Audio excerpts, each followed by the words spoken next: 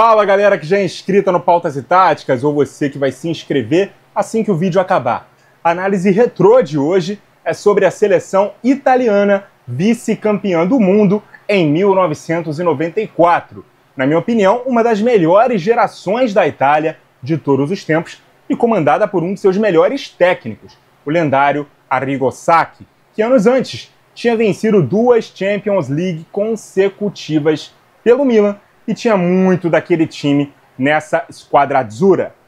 Vamos então aqui sacar a nossa prancheta, checar o enquadramento, tudo numa boa, e falar sobre esse time base que era realmente fortíssimo da Itália em 94, beleza? Copa do Mundo dos Estados Unidos. Pagliuca no gol, Musi na lateral direita, Maldini e Baresi na zaga, Benarivo na lateral esquerda. Esse time que eu tô cantando aqui é o que jogou a final, beleza? Eu vou dar uma esmiuçada maior sobre qual foi o time base ao longo da Copa durante o vídeo. Donadoni, aberto pela direita na linha de 4 meio-campistas, que tinha Albertini e Dino Baggio como dupla de volante, e o Berti aberto pela esquerda. Roberto Baggio fazendo a ligação ao Massaro, que era o centroavante. Esse elenco ainda teve nomes como Alessandro Costa Curta, que poderia jogar como zagueiro ou lateral direito, o Mauro Tassotti, que era lateral direito de origem, o Antônio Conte, ele mesmo, que era volante, e o atacante Gianfranco Zola, ídolo do Chelsea, mas que à época ainda jogava pelo Parma. À primeira vista, pode parecer que esse time jogava num 4-4-2, né? Com 2 linhas de 4, ou até num 4-2-3-1 moderno. Eu definiria como 4-4-1-1, mas que tinha algumas especificidades nas características dos jogadores, beleza? Uma delas na defesa. Como sabemos, o Baresi era um líbero, ou seja, um zagueiro que atuava mais recuado do que os outros defensores. Com isso, era muito comum que os laterais tivessem mais características de marcação do que de apoio. Tanto o Musi quanto o Costa Curta, que podiam jogar na lateral direita, eram zagueiros de origem, mas o lateral direito titular era, na verdade, o Benarivo, que jogou a final na lateral esquerda.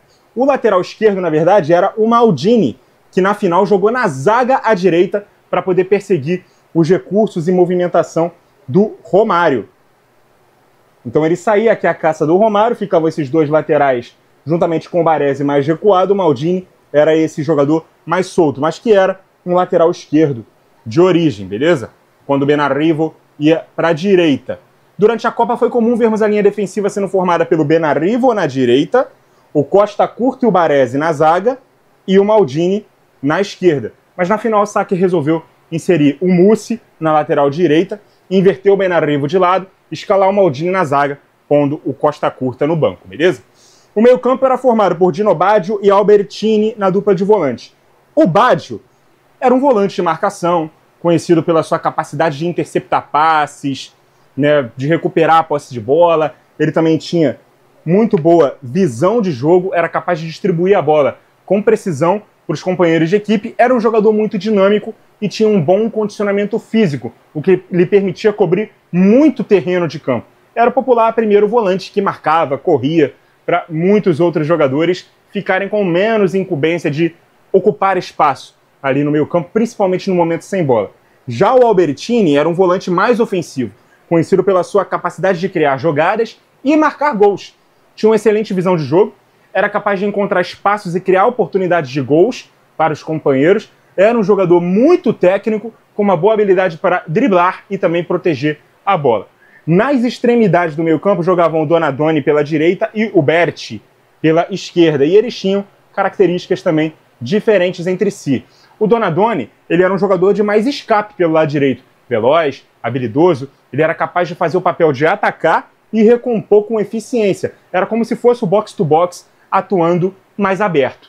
Já o Berti era um jogador de maior pegada na marcação e foi muito útil na final da Copa contra o Brasil, já que ele conflitava com o lado direito muito ofensivo, com o Jorginho e o Mazinho. Jorginho se machucou. Durante a final entrou o Cafu, que também era muito ofensivo. O papel do Berti era principalmente de proteger o lateral que atuava por ali. Normalmente o Maldini na final, o Benarivo, que jogou pelo lado contrário, beleza? Então o Berti era aquele famoso assistente de lateral. Era o cara que protegia o jogador que atuava nas costas dele, beleza? O grande craque desse time era, sem sombra de dúvidas, Roberto Baggio, que jogava solto na posição de trequartista, o camisa 10 tipicamente italiano, um misto de meio atacante e segundo atacante. O jogador que buscava a bola nas entrelinhas, recebendo de costas dos pés dos volantes e assombrava com suas jogadas repletas de habilidade para o drible, visão de jogo para os passes e também precisão nas finalizações de longa e média distância, além de entrar na área também quase que como um segundo atacante, beleza?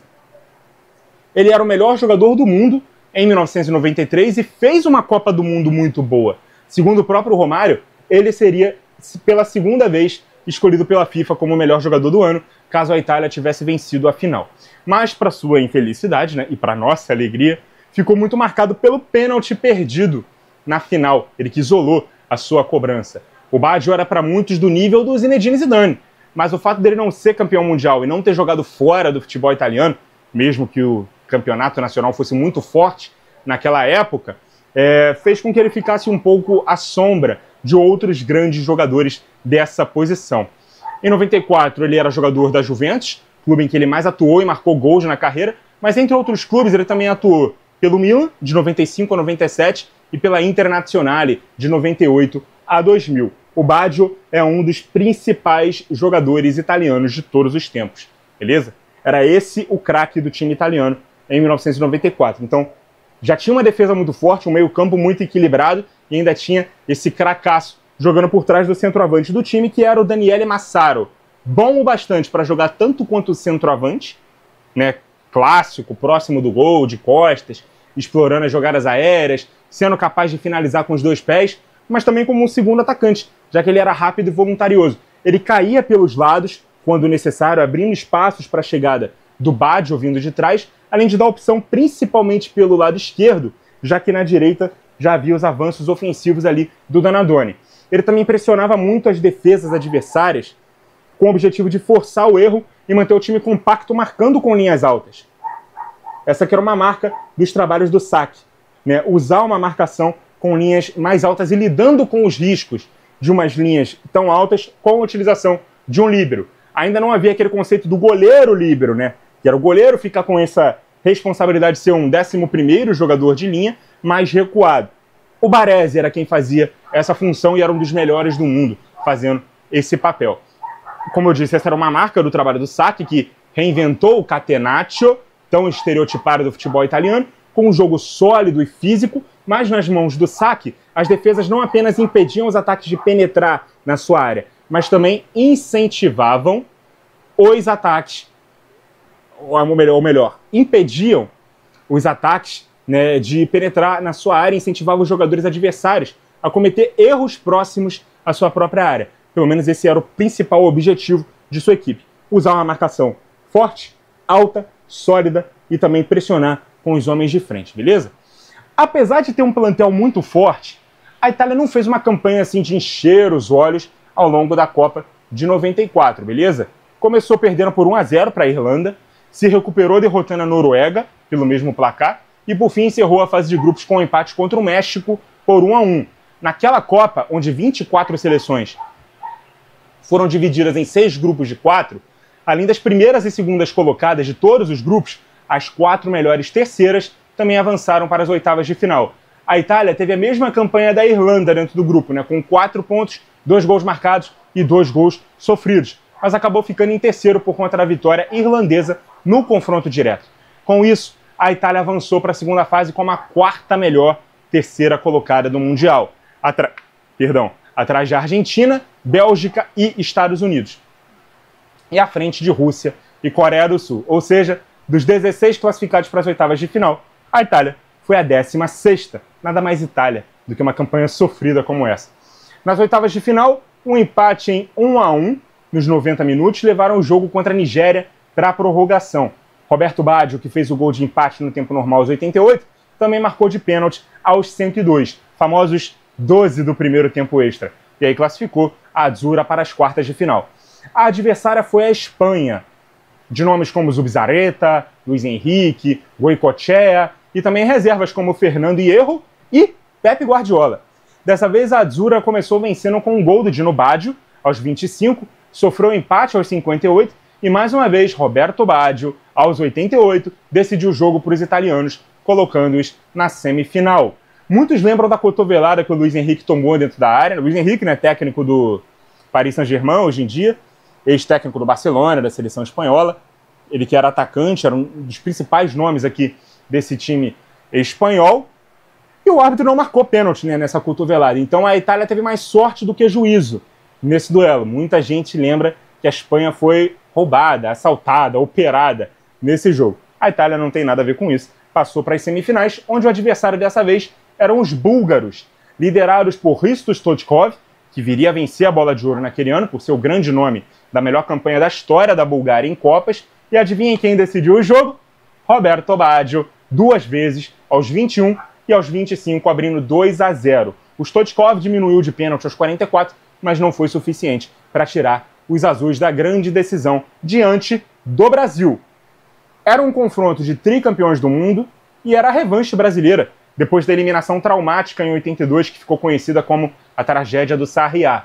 A seleção brasileira que quase não se classificou para aquela Copa em 94, chegava, desacreditava, tinha nas mãos a última chance da chamada Era Dunga de vencer o Mundial. Era um período de 24 anos que o Brasil estava sem vencer a Copa, e a adversária seria logo uma Itália tão forte no papel e que cresceu na competição ao longo do mata-mata, que tinha como base o grande Milan do Arrigo Sacchi, bicampeão europeu em 89 e 90, e o próprio Sacchi no banco, além do atual melhor jogador do mundo em grande fase. Também dá para dizer que era uma revanche da Itália, já que essas duas seleções fizeram a final da Copa de 70 para ver quem seria o primeiro tri. E ali eles decidiram quem seria o primeiro tetra. Mas nada disso foi suficiente para tirar o 0-0 do placar em 120 minutos. Pela primeira vez na história, a Copa do Mundo seria decidida nos pênaltis. Baresi e Márcio Santos abriram desperdiçando suas cobranças.